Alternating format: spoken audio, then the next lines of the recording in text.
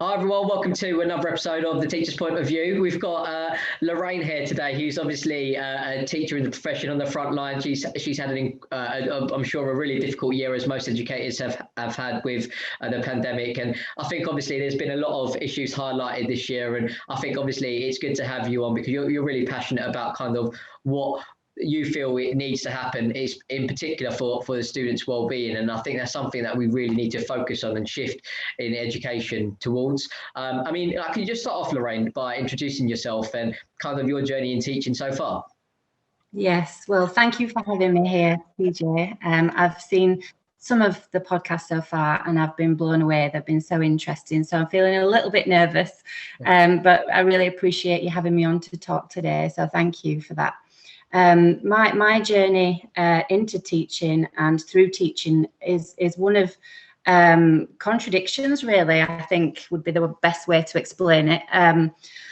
I was always going to be a teacher, but at the same time, I was never going to be a teacher. Within my teaching career, there's been times where I felt very valued and trusted in what I do. And at other times I felt not trusted to do my job, and very much the school's been led by a fear factor. So very contradictory experiences. Sometimes I've loved teaching, sometimes I've hated teaching. But my journey into teaching really began when I was about 4 or 5 years old, when I was that bossy little girl at the front of my bedroom with all of my teddies set up, and very much a traditional stereotype of a teacher. I was telling those teddies what to do, and I really enjoyed that. You know, I loved to register, I loved all the stationery, and that was in me. I thought I can tell people what to do and I can teach them things. And then when my little brother came along, that gave me a real life person to practice on, which was fantastic for me. I'm sure he will tell you a different story, but that's where my interest and passion for teaching began, really, as a little girl. So it was always in me. I never really discussed it, that's what I wanted to be, and that's what I always wanted to be, but that was just something that was in me. But then personal circumstances, life experiences, I didn't really get into teaching until I was 35. I had my first daughter when I was actually in year 11 at the local high school. So difficult circumstances leading up to that, difficult circumstances coming out of that, but I was always involved in learning in some form. I went to college one night a week, or I did different bits of courses because I've always loved learning.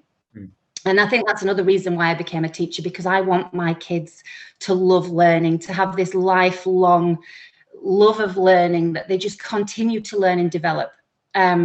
So I did eventually get to do a psychology degree when I was about 30, through my interest in people, in learning and in behavior and why we do things and how we learn. So psychology became a big passion of mine. And then a few years degree, and because of the passions that I have for learning and for wanting to help improve life chances of children, because of my own experiences as a youngster, of the difficulties and challenges I faced, I wanted to support children, knowing that whatever happens to you, you can still be what you want to be, you can still do certain things in life, even when things may go against you. So I did a practice run to get on the graduate teacher program, which is a school-based training program. I don't know if you're aware of it. And you work in a school 4 days a week, and you attend college 1 day a week, and that's how you get your teaching qualification. So I had my degree, and then at about the age of 35, I did the graduate teacher program, which I loved. I got so much out of it. It was very daunting at first, just being in a classroom immediately, from just doing a little bit of voluntary work, really, at local primary schools. But then, sorry. You also talked to the teddy bears, didn't you, when you were young? So yeah. that gave me great experience. Yeah, they didn't answer back though. So yeah, I did the graduate teacher program, became a teacher. I think one of my first posts on Facebook was something like, I'm going to be a real teacher in a real school, and I'd finally made it and got there and did it. And and loved it. I was in year 6 for my NQT year. For the first 3 years of my career, I was in year 6 and loved it. And then circumstances changed a little bit for me. There was new senior leaders involved, and I started to doubt whether I was any good at it anymore. Something shifted, and I really felt my confidence dip. I was still the same. I was still teaching the same, but there was difference of opinion from senior leadership, and I think that's where some schools let their staff down and make life a bit difficult, where it's led by results and led by fear. They take away the creativity from the teacher and make it all about, you must do this, you must do that. This is obviously my own experience, and I know other teachers will have different experiences, but it really changed my opinion of teaching and of myself. And I actually left teaching that year. So I'd been a teacher for 4 years, and we know that the statistics suggest that a lot of teachers leave within the first 5 years of teaching. And I did, and I went to work at a local high school. So I was still in school, but I was the work experience coordinator for the year 11s, which I loved. But I was only there 3 months, and another local primary school, the head teacher needed a primary teacher at short notice and asked me to do him a favour. And I ended up being there for 3 or 4 years then, and fell back in love with teaching, because that was a very different kind of leadership in that school. I felt trusted. I felt I could be creative. I felt I could try different things, and I was allowed to do that. And that gave me my confidence back, and realised that actually it wasn't me. It was just a difference in opinion of how things were being led. Does that make sense? Yeah, of course it does. Yeah. So I mean, like, ultimately, what do you think the difference was between the two types of leadership, and that affected you in such different ways? I think it was the fear factor. I think one of the schools were not brave enough to run the school how they wanted. They wanted, you know, there's Phil Sharrock. I watched his podcast with you, and so much of what he said was so true about leaders need to be brave, and they need to say, look, we know our children, we know our teachers, and we know what's going to work in our schools. It's when leadership struggles with that, or aren't quite sure, that they don't have that courage, and I think that's where problems start. Whereas the other school, the head had been there 25 years. He'd had a long-serving staff. The people went to that school and never left. They loved working there so much, because he had the courage of his conviction that I know my staff, I know my kids, I know what's going to work here, and we're going to do it. And that allowed the teachers to then feel that confidence, and to know they were trusted, they could try things out. And it was a massive difference.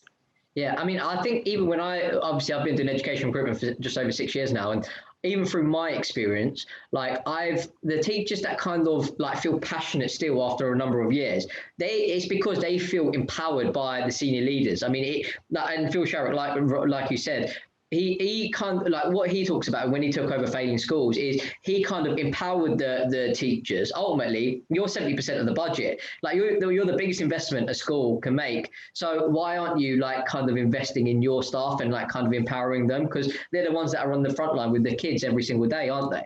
I mean, how have you found that? Like in terms of when you weren't empowered?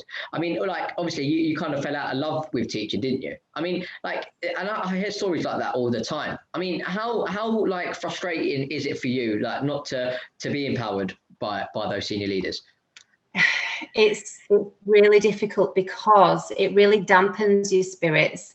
How can you be enthusiastic in front of a class when you're not enthusiastic about what you're doing or why you're doing it? We've all got to have our why, haven't we? And when that why is taken away from you because of the way the school is run, then you are powerless, and that's everything. If you feel the courage that you can put your creative spin on things, and you can try different things, and you are listened to as a teacher, and you are trusted, that's everything really. For me, I mean, I started a new job on the 1st of June this year. Due to all sorts of circumstances, I was doing supply for a short while, and the 1st of June was the official date where schools were reopening after the closure, the lockdown in March. But of course, we know that schools were always remained open.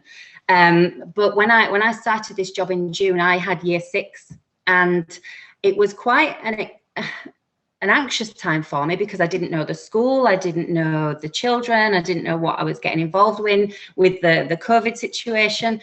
But I was really fortunate that the first few weeks the head had said, listen, this is all about the children's well-being. This is all about their getting them back into school, getting them settled. We want them to feel happy and content. So you need to just do what you need to do to help that happen. Yeah. So really it was a really exciting time. And with those children, we started looking at our skills and our qualities and what do we enjoy as a person. What is your thing? And obviously at year 6, they've got their interests and they have inklings of what they enjoy doing and maybe what they want to be when they grow up. So I was really fortunate that I could spend a great deal of time. Obviously we did math skills and literacy skills, and we did our reading and writing and some science and things like that. But for me, this was really exciting because we looked at the talents, the skills that we wanted to develop. And I invited people in over Zoom to speak to us about their experiences. So we had a hair and makeup artist, we had an RAF soldier, we had a professional footballer, we had an actor who's on Game of Thrones and a Netflix movie. We had a variety of different people, and the message, we prepared questions for them about their particular job and how they got into it and their passion and what led them to where they are today. And what was nice, and it wasn't planned at all, was every single one of them said, follow what you love. Mm-hmm. You know, you've got to find what you are about, what you enjoy, what's your passion, and then aim for it. And that was such a lovely message for these year 6 children, especially in a time of such uncertainty with what's going on in the world, that these children became excited. I had reluctant writers writing 3 pages about an actor because it had enthused them so much that it had driven them to want to learn and want to do more and want to find out. And so I feel that head teacher, my current head teacher, allowed so many wonderful things to come out of what could have been a very tricky situation, because she said it's about their health and well-being first and foremost. And that's incredible. That's very brave, I think, because there's so much pressure on teachers we have to fill in the gaps, all this lost learning that we've got at the moment. We have to fill the gaps. But first, surely you've got to feel happy and healthy first. Yeah. Surely. What's the point of having a successful career if you're going to be depressed the whole time? You know, I mean, it's true though, isn't it? I mean, like well-being and like mental health has become such an important topic because the levels of mental health are increasing in the UK, and it's a shame because and again, this you're absolutely right. I think it's so important. Like we kind of develop like the softer skills and like teach kids how to be happy within themselves and like self-confidence and interpersonal skills and presentation skills, like these things we haven't got embedded in our curriculum, have we? And it's so important to kind of make sure we are doing those things, and it takes the brave head teachers and the brave teachers to kind of challenge like the way that we currently do things. And I think it needs to come from the ground up in some respects. It needs to come from the teachers and the senior leaders, because unfortunately we've got education secretary that's never been in education. So what does he know? And you guys are the specialist, you know, and you're absolutely right. Like we need to be putting more trust in the profession to do what they think is best for their kids because they know them better, you know? Absolutely. And I think one thing, everybody has an opinion on education because everybody went to school, so they feel like they almost have a rite of passage to make judgments and say how it should be done. But really it should be left to the teachers. We're there, we're doing it, we know our children. For example, we don't need the tests because we know where our children are at. We know what they struggle with, we know what they're good at, and we know what to do to help them with the things they're challenged with, and we know how to raise them up and praise them. We know them, and we're not trusted to make the judgments, really, because of obviously league tables and things like that. But definitely with the mental health and the well-being, it needs to be embedded. It needs to be, of course, we need to teach reading and writing skills and maths and science and all of these other things, but really that needs to be encompassed with health and well-being first. It needs to be in there within everything. Absolutely. We want to prepare kids for when they leave when they leave school, sorry, and realistically, I think that this current system probably accommodates for 15% of the people that actually find education is going to help them succeed in life post-school. 85% of children leave school thinking that they're not going to be good enough, or maybe a few percentage of them will probably have natural grit and natural inspiration, and they will go on like the Richard Bransons, the Alan Sugars, but a lot of children will go out of school, leave school and think, they weren't good enough, they're not smart enough, or they don't feel like they can challenge, and that's a shame, because the world has changed so much. To get an education that is academically based isn't necessarily going to prepare you for life. And I'm not saying that there isn't a place for it. You're right. I mean, they do need the core skills of teaching, learning, reading, writing, and your numeracy, and science. They need to know how the world works, of course, right? But absolutely, we need to embed more into the curriculum that is going to make them become better people, and to be better human beings, and to have more love for themselves, and not have mental health issues when they grow older because of insecurities and a lack of love. Amen to that. I think a lot of children, more so now than ever, are suffering with anxiety and stress, and that's toxic to a developing brain. We as teachers need to help children develop independence and resilience. And of course, you can only build resilience if you have difficulties, but that's where the teachers come in. We're supposed to challenge them. We're supposed to help them fail over and over and again, and realize that that's okay. That's how you achieve, by failing over and over again. But there's a culture in a lot of our schools that children, obviously you don't want to fail. Nobody likes to get things wrong. And when there's elements of embarrassment, children can be quite mean to each other. So us as teachers, we have to have this culture of, it's okay to get things wrong. We'll all support each other when we get things wrong. And that plays a part in building good mental health, doesn't it? When you know that as you're not a failure for failing, you're actually winning because you keep trying.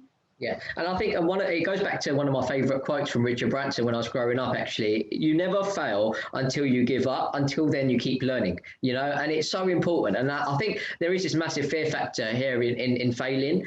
And I look at my nephew, and he's in school, he doesn't necessarily do the best, right? But he kind of... he'll have a question, and the first thing he will do is, if he doesn't understand it, is go to his sister or go to me and say, what's the answer? Because he's so worried about kind of failing, and he's embarrassed of maybe not being good enough. So he's almost given up before he's even tried, And where is that kind of encouragement of independent learning? Give it a go. If you mess up, it doesn't matter. At least you can kind of learn from it. This is it. We have almost two different types of children that I've focused quite a lot of time on. One is the child that is so afraid of failing they won't even try, and that's when you see changes in behaviour because they struggle, so they might lash out, or they just don't want to try because of that fear of failure. But then you also have the other type of child who is such a perfectionist that they have to do everything by the letter. And it's these two extremes but they suffer with the same things, and it's their confidence. When children that are perfectionists continue to get everything right all of the time, when they get older and education becomes much more challenging to them, they then think it's them that's a failure, and that causes all sorts of mental health problems. I've seen that firsthand. So we need to be giving children a toolkit before they reach adolescence, because by the time they reach adolescence, they're already on the road to any mental ill health that they're going to have. So if we can get it in there in primary schools, give them a toolkit of different things they can use, learn how to use positive self-talk, learn about growth mindset, you know, and I know lots of schools are doing that, which is brilliant, but I think it needs to be more embedded across the country. I think everyone should take responsibility for it. Yeah, I agree. And I think, you know what, there are some schools that are a little bit more forward thinking now, and they're kind of going with the times and realizing, you know what, it's important to do. But you're absolutely right, because there's so many schools out there that aren't doing it still, you know, and I genuinely believe in the UK, we're a first world country, education should be, world class is an extreme word, but like they should be at a very high standard for every single child. Every single child should have access to a good education, and not just, when I say education, I don't mean academically, but a good preparation for life. Like when they do leave school, because when you're in school, you think that's it, school. I mean, like sort of adult life seems so far away, doesn't it? But I mean, I think it's got to start from the early years. Like, I mean, I was speaking to the lady in Finland, Perjo, and she talks about the primary school education system over there. And between the age of 4 and 7, they don't do any like kind of curriculum-based exams or anything. Like, she finds it mind-blowing that we do it here in the UK, because they're like 4 years old. Like, they're meant to be playing, and like you're meant to be inspiring them about wanting to learn, not like teaching them like phonics, like categorically like it's the Bible, you know? Like, it shouldn't be like that. I mean, I think that she told me about research that was done, and the brain develops between the, so they're looking at like sort of research, and they were testing children, how much they develop, how much of their brain develops and retains information between if they start learning from the age of 4 to the age of 10 and the age of 7 to the age of 10. And funny enough, they made exactly the same amount of progress in 3 years as those kids that did in 6 years. You know, I mean, if you look at the neuroscience of it, and I'm probably not the best person, but Dr. Minye Konkabar, we kind of went through it, and she's got a PhD in sort of neuroscience within early years.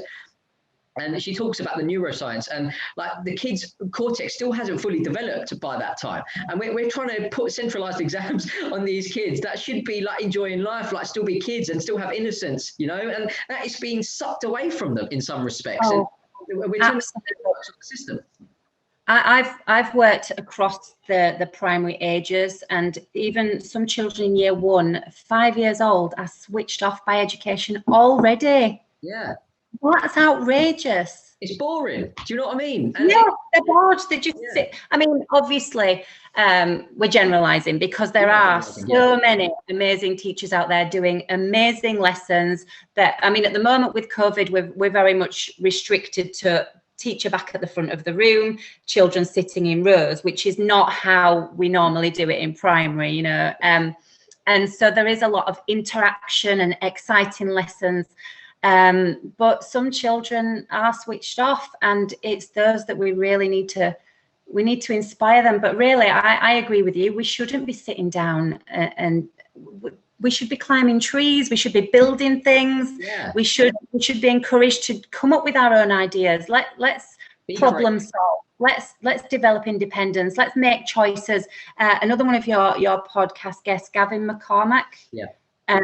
Was fascinating, because he talks a lot of sense about how it should be, and what is it going to take for the changes to happen in this country.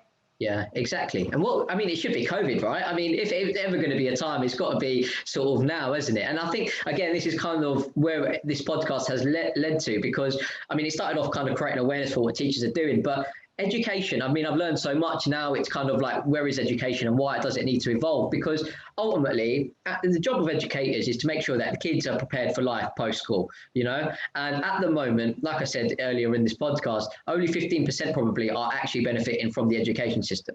So that's you're talking about 85% of the future generation, the future workforce, are leaving school unprepared for what's ahead of them, you know? And unfortunately, the world has changed so much. I mean, kids, they're on the phone. Social media is such a powerful thing. I mean, I'm watching a film with my niece and nephew, and they're on their phone. It's like, how are you meant? And then 15 minutes in the film, they're like, I'm bored. You know, I mean, we've got to be kind of moving away, getting them to be inspired and like interact, and like those soft skills, like those interpersonal skills, they're losing every single day by being on their phones, you know? And it's like, how can we inspire them to be a part of the world and be fascinated by it?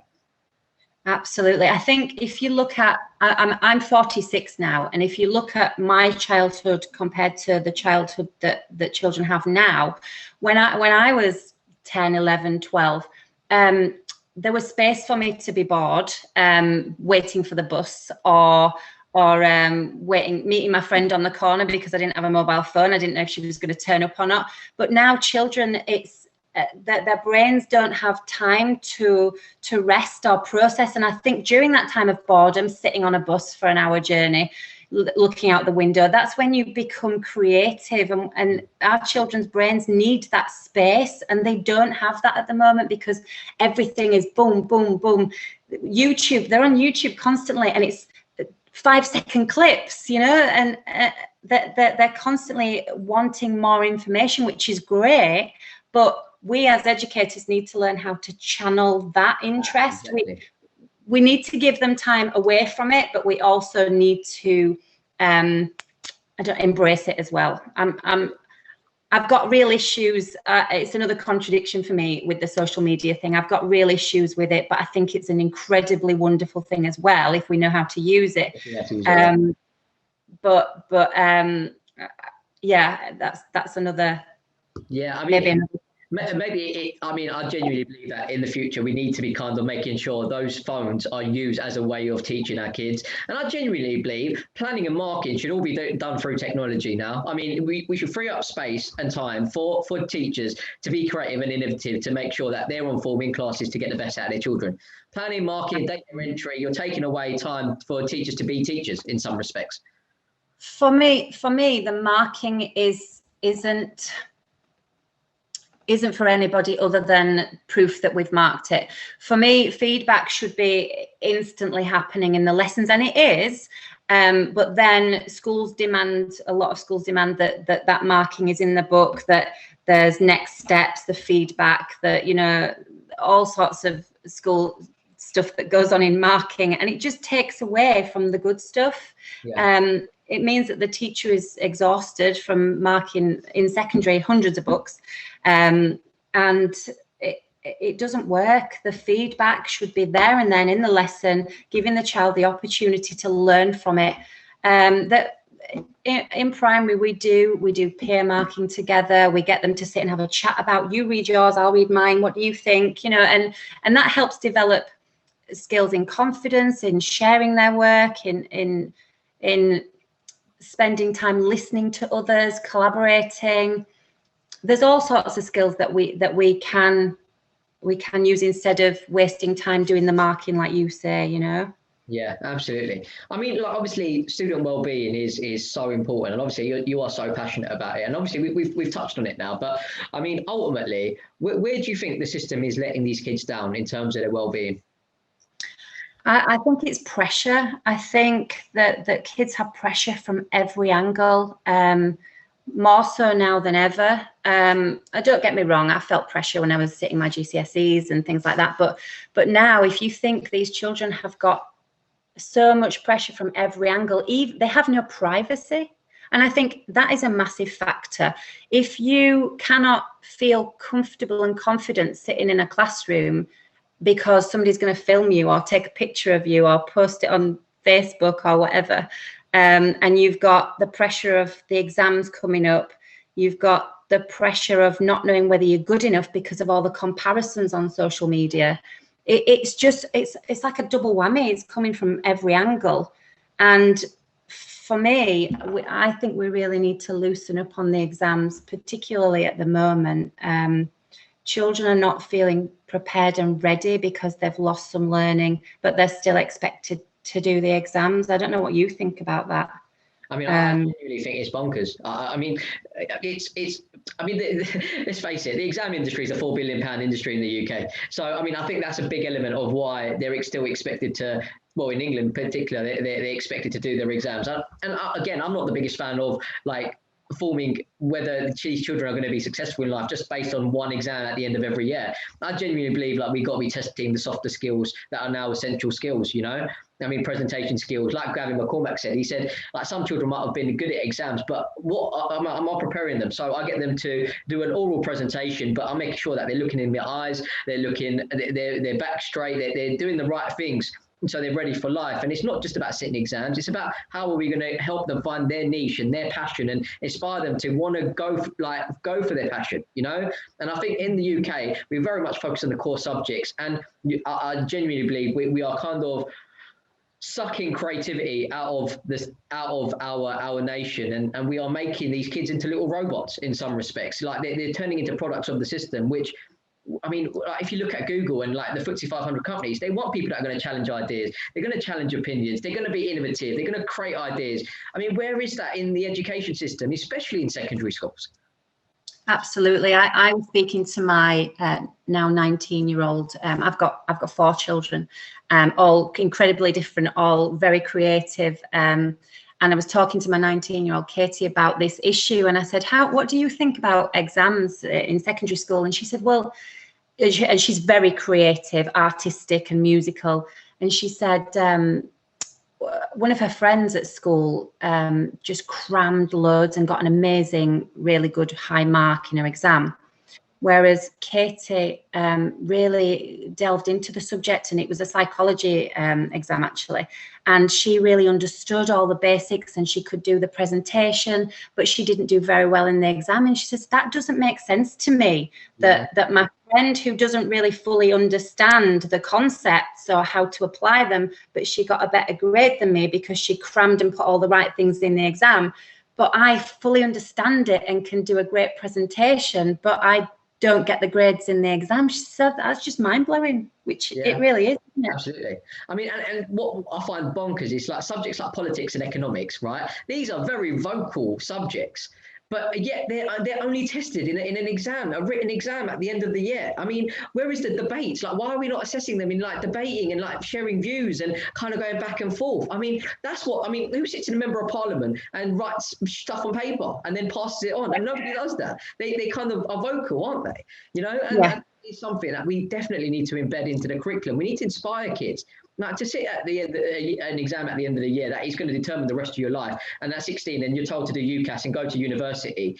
I mean, it's absolutely the wrong mentality, because, like, unless you're going to become a lawyer, unless you're going to become an accountant, a doctor, or a teacher, where you need a qualification to do what you do, you don't necessarily need a degree anymore. They're just as common as divorce nowadays, you know?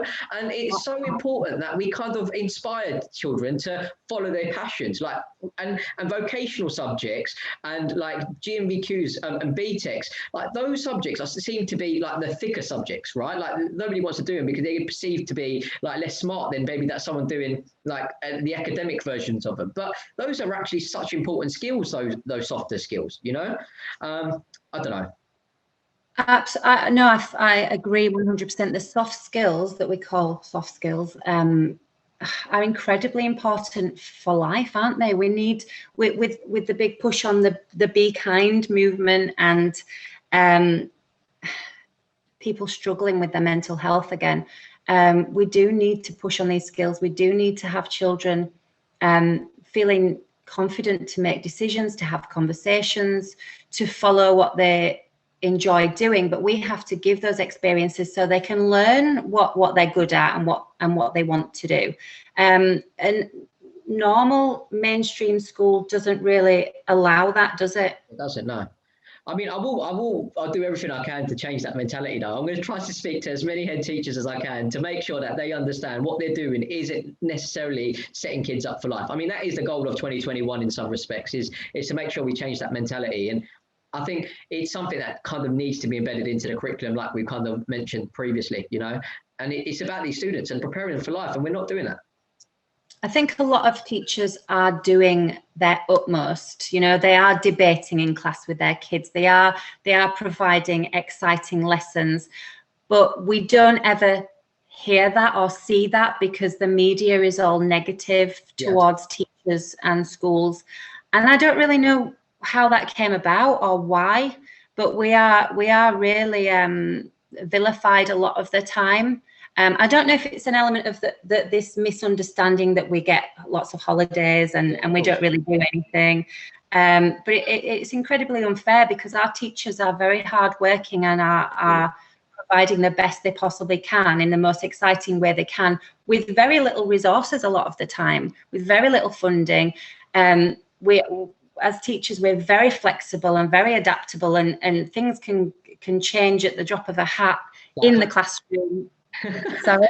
Like COVID. I mean, yeah, I mean, 2020 is a year to absolutely demonstrate what you've said, because you've been unbelievable this year in terms of the way you've had to adapt to make sure that these kids don't fall behind in terms of obviously what the national curriculum expects of you. But ultimately, you've kind of done the best you can, and that's the thing. Teachers are doing the best they can. I don't believe for 1 second that any teachers in the industry, because they're in it for the money and they're in it for the holidays, maybe some anomalies, but majority of teachers are in it for the right reasons. They want to make a difference to their kids, and from what they've been taught, ultimately they're trying to do the best they can. However, I believe that because of this situation, just because of the way education has been run for the last 100 years, we don't know any better.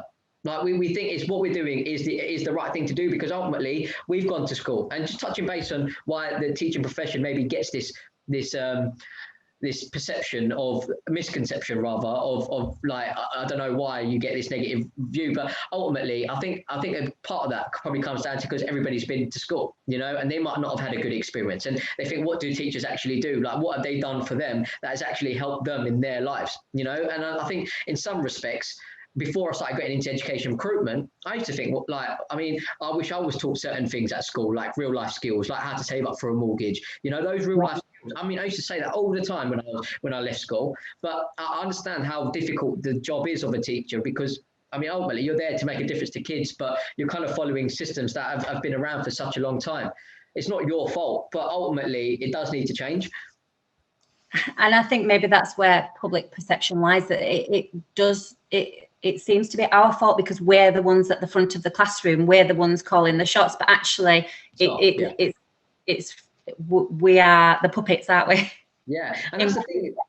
And that's the thing. I do sometimes believe that the public view is like, you are robots. The government tells you what to do. Then you go stand in front of 30 kids, you teach them, and then they pass exams, happy days, move on. And that's what I think sometimes this view of what teachers do is kind of based around, which is not, is it? You go above and beyond. You do planning and marking, you do differentiation, you deal with behaviour, you do your counsellors, you do crowd control.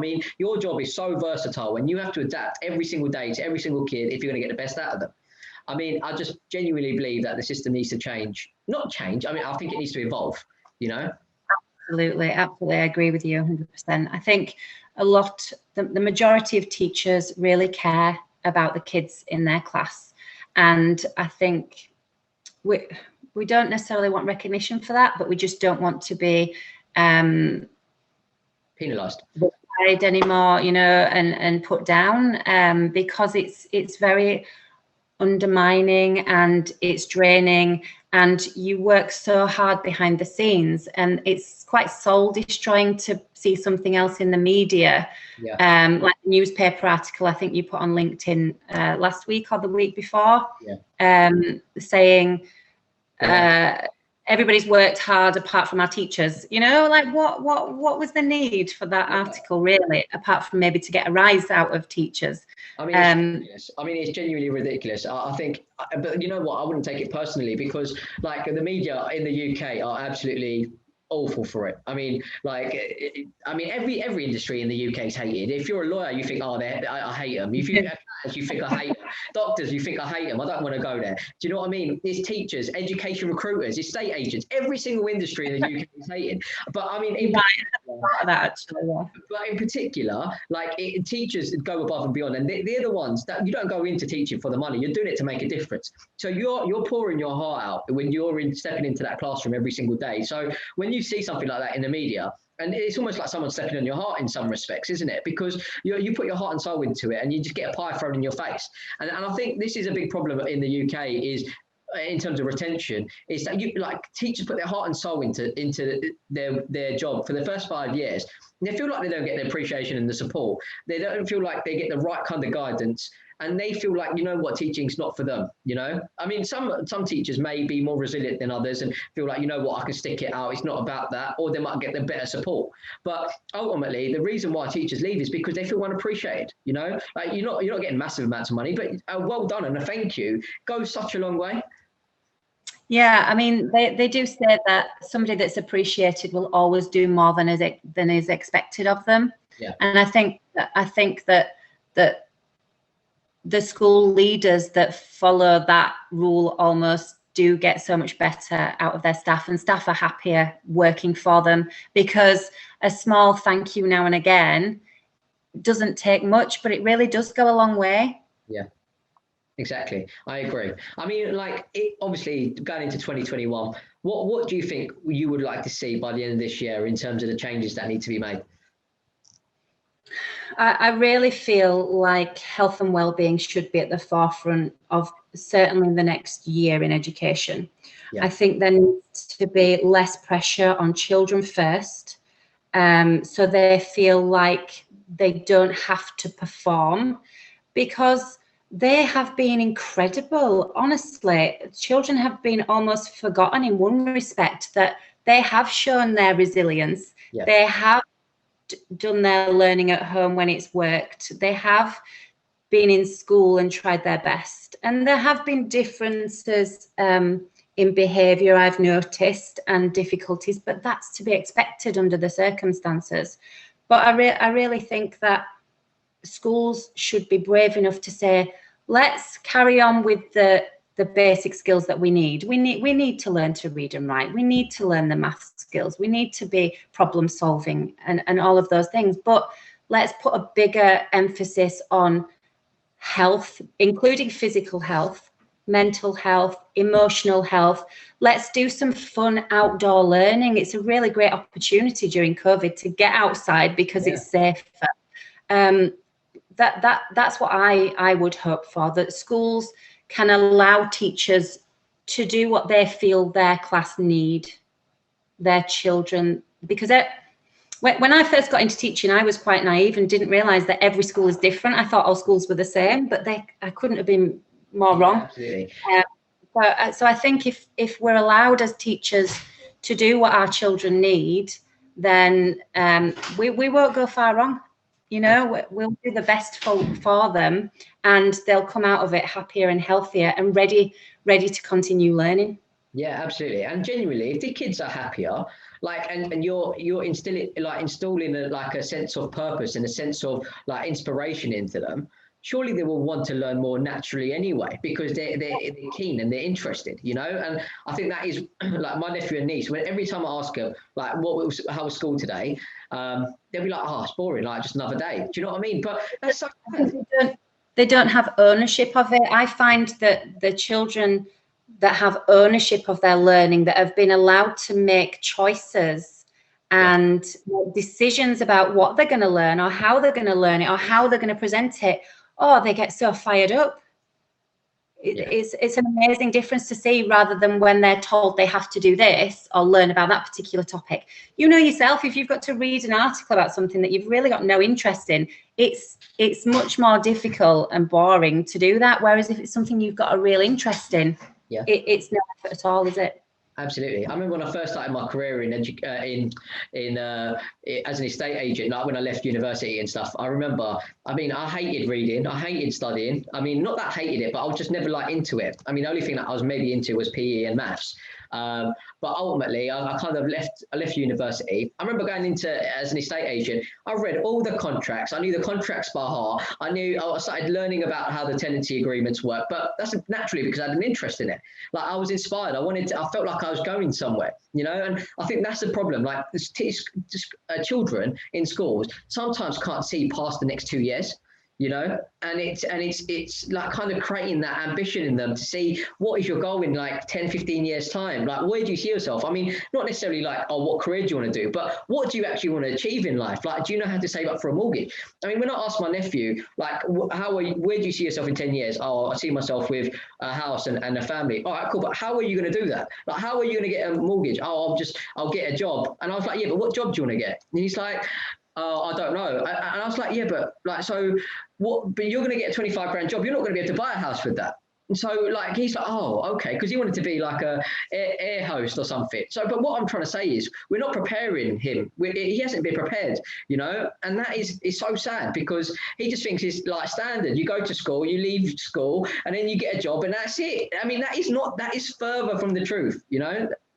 There's a lack of focus there, isn't there? We're not preparing children to go out into the world and to know what they want to do, because we're not giving them the opportunities to find out what that is. Exactly. Because we're still giving them a knowledge base that worked in Victorian times, but now you can, like you said the other day, you can Google it and find something out in less than a second.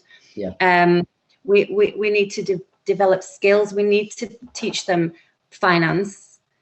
We need to teach them how to be emotionally and physically strong and, you know, mentally strong. We need to give them all of the soft skills. There's a big shift needed, isn't there? Absolutely. I mean, even just basic things like politics, right? I mean, how many people in the UK vote every year, but don't actually know anything about politics, right? I mean, how are we preparing these children to make the right decisions for the country and vote for the right people if they don't know what the hell they're talking about, you know? And it's so true. Like, I mean, we talk about, I mean, look at Brexit. I mean, why is that not embedded into the curriculum at the moment? Why are we not talking about these real life issues? Black Lives Matter. It's not about kind of avoiding the subject. It's about making people culturally aware. But what we do is we kind of just avoid the subject because it's such a sensitive topic. But if done in the right way, we can make our nation culturally more aware and move it forward, you know? And I think that is something that we're not doing here in the UK. I think that's massive. That's something that we haven't mentioned so far, that yes, we do need to learn about our culture and other cultures. That is hugely important. But it's having the freedom to go about that in the way that the kids are going to be engaged with, isn't it? I mean, more recently, one of my topics with my Year 5 children was Guy Fawkes, the real story behind Guy Fawkes. And then we learned about Parliament and we watched. Fortunately, we could watch live Parliament, which was never a thing when I was a child. Yeah. So they really got involved in that. They absolutely loved it because they'd seen Laura Kunzberg questioning the Prime Minister on briefings, and then we got to watch them in the House of Commons. And for Year 5 children, I was surprised at how they loved that topic, you know, because it was relevant to their life. Yeah, absolutely. So I think that's probably important, isn't it? That they see a relevance, that it means something to them and it matters in their life.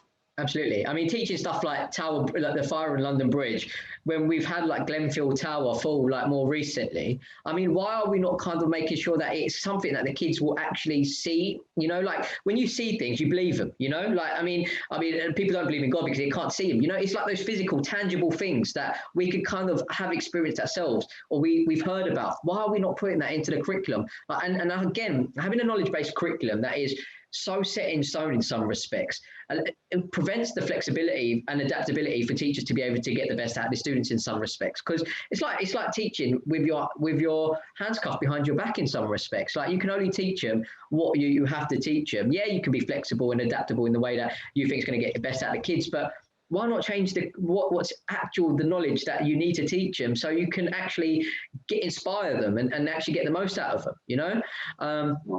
I agree. And when we had the visitors on Zoom, the makeup artist and the actor, all of those people that came on to speak to the kids all went to the high school that these children are going to go to. So it wasn't that they were unreachable. It was that these people are from my local area and they've followed what they love. They were lucky enough to learn what they were good at and what their talents were and what they enjoyed doing early enough to then develop great careers that they all thoroughly enjoyed. And they went to the high school that these children were going to go to. So there was a link, there was a relationship there. These kids started to think, oh, so we don't just come to school and then get a job. We actually can play a part in that. We can make decisions based on which direction we're going to go in. So we do need to think about that, don't we? How it links and how it relates. Absolutely. And the way we're going to do that is by listening to teachers and senior leaders and people in the profession. I think ultimately what we need to start moving towards is stop worrying about our individual kids and our individual schools. I mean, it's your number one priority. Absolutely. I can't take that away from you. But as a whole, we need to collaborate and listen to each other and find, I mean, just because one school has something that works for them, I'm not saying that you need to replicate their model, but you can probably take good nuggets out of something out of what everyone is doing and kind of like make it and learn from it and kind of like tailor it to the way that's going to work for your kids. Why aren't we collaborating? The world is so small. Us two are having a conversation miles apart over Zoom, right? Why are we not doing that with people across the world that have amazing education systems? Or why are they not doing that with us? Because we've got some elements of our education system that is fantastic. I mean, we do have academically really high achieving results, and it is valued across the world. But ultimately, knowledge-based curriculums aren't the only way that kind of should be assessed in the way that children are progressing and if they're going to be successful in life, you know. And I think we need to learn how to collaborate and work together to move education forward, I think. Absolutely. It's madness to me that there isn't some central area where we can all meet as teachers. I mean, what you're doing is fantastic because it is opening that up, isn't it? It's opening the dialogue. It's sharing different people's views that all work in education. And I really hope that you continue and something great comes of it, because there's a lot of people talking a lot of sense and sharing some really great ideas. Yeah. We can't face that. Sorry. Pardon? Sorry to interrupt, but I mean, I think it's unbelievable CPD. I think it's such good, like, professional development. I mean, if people do listen, I mean, I know some of them are quite long, but there is so many good nuggets in other conversations that I've had. And why can't we incorporate that? I mean, I've spoken to people from Australia, Japan, like Singapore and China, and as well as the UK. So why can't we learn from each other and actually move education globally forward? Like, why can't we do that? I mean, everyone is so centered around what is happening in their school, but what I mean, and just trying to tick the boxes and make sure that their school looks good. And I know, and this is again down to leaderboards and Ofsted in my opinion, but we won't go into that. But ultimately, we need to kind of forget all of that. Let's collaborate. Every school in every borough should be literally at the same level in terms of quality of education. Every kid down the road should be able to get the same education as you're providing in your school. Why are we not collaborating and making sure that we're moving education forward so every child has a chance for a good education? And that's ultimately what teachers want, isn't it? That's what teachers want. That's what leaders want. How do we do it? Yeah, exactly. And I think it's from collaborating. I genuinely believe it's from collaborating. It's stop worrying about these Ofsted ticking boxes. Stop worrying about leaderboards. Let's start thinking about what is going to help these kids. And ultimately, I genuinely believe if we start moving, I mean, I don't think we'll ever move away completely from knowledge-based. So I think there'll be a part that it needs to play, because some core skills you need, right? But ultimately, we need to have some soft skills embedded into the curriculum, well-being, like you said, and we just need to kind of make sure that we're doing the right for these kids, not just doing something that's worked for 100 years or not worked. I'd just like to make the point that we're not shying away from accountability. That's not what it is at all, because some people will think that's what it is. Yeah. Because if you do get rid of league tables and Ofsted, where does the accountability come in? So we have to be careful. But there's not a teacher I know that can't justify what they're doing and why they're doing it, and it makes sense. So there is accountability, and of course we want to be able to say, well, this worked, this didn't work, and learn from that. But yeah, I think you're right. I think collaboration is the way forward. Absolutely. I mean, I know, like you kind of just said, if we take that away, how are we going to kind of like measure accountability? I think that's where Ofsted's got to come. I think their role within the education system in the UK needs to change from going in and judging, and what they need to do is go in and collaborate. And they say, look, this is where you kind of need to, this is where you're going wrong. Then what they should do is, over the space of 2 weeks, go into every school in the borough and see what everyone is doing. The ones that are doing really well, this is what, like, and go into the schools that aren't doing so well, saying this is what you need to implement, because you've got kids that are very similar to the school down the road. And maybe even bring somebody like a lead practitioner from one of those schools and put them in the school for like 3 months, just to kind of help move the school forward. And, you know, like, I mean, it should, I mean, Like if you're a chemistry specialist in secondary science, why are you teaching general science? Why aren't you teaching chemistry in 5 or 6 different schools and making sure you're getting the best out of your kids in chemistry? You know, I mean, everything is so individualistic in this country, but why are we not kind of working as a community? And that's my point. And Ofsted should be going in as a friend, as a supportive figure, opposed to just going in and judging. Absolutely, it should be a supportive friend, you're right, because often when you're being observed as a teacher, it can feel like it's something that's being done to you, not in a supportive way. So really, the observations should be about professional development, seeing how you're getting on, is there anything you've got issues with, in a supportive way, but often you almost feel like you're being judged, but not in a positive way. It's either a negative to get rid of you, maybe, or I don't know. In some schools where I've worked, it very much feels like it's a spying element, or being judged in a negative way without the support to help you improve. So really, yeah, the accountability should come from maybe another body, like Ofsted, as you say, but in a collaborative way, as a critical friend, maybe. Yeah, I mean, and like I know it works, because if you look at Dubai, what they've got is they've got a Ministry of Education. So they've got like a select amount of quite a few educators that have been in the profession. And what they do is they go speak to the schools. They work collaboratively with the schools. And what they do is they kind of point out things that they need to improve on, but they don't give them a judgment. What they do is they follow up in a few months' time and say, where have you got to? And then they follow up again to make sure that they are implementing the right things.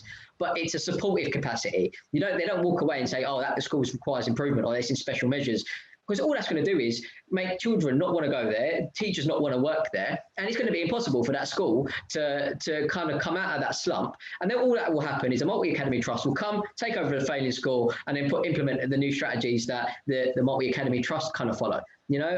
But why does it need to get to that point? Why does a school need to fail for us to improve the quality of education? Quality of education should be good throughout, Absolutely. This is a massive battle that we've had in education for a long time. I'm hoping it gets sorted out soon. Yeah, absolutely. I mean, I'm hoping that, listen, it might take 10 to 15 years, but if we start having these conversations now publicly, like we are doing right now, and we start listening to teachers and the ones that are actually there in the classrooms every single day, I think ultimately what we'll see is people, it's about educating people, because like a lot of teachers may not realize, because things have been in a certain way for such a long time, they just don't realize that what they're doing is lacking something for the children. And that's what it's all about. It's about the children, and it's about educating these people to make sure that if they're into education for the right reasons, then they've got to see the point of view that knowledge-based curriculums aren't enough to make sure that we're preparing kids, and we need to stop worrying about Ofsted and leaderboards. We need to make sure that we're doing the best for these kids, stop putting pressure on this education system and start supporting it, and I think that's where we need to go. Absolutely, I agree. Amazing. Look, Lorraine, I won't keep you much longer. I mean, we've had quite an in-depth conversation. So, I mean, it's good to hear your views, and ultimately it's very good to kind of collaborate and make sure that we are kind of getting this message out. So I really appreciate you coming on and kind of sharing your views. I mean, is there anything you'd want to say just before you go? Just that I appreciate you having this chat with me. I've really enjoyed chatting. I always like listening to what you've got to say, as well as your guests. So thanks. No worries. I mean, thank you for coming on, and thanks everyone for watching. I mean, it's been an absolute pleasure to have you on, Lorraine, and guys, see you on the next episode. Lovely. Thank you. Bye.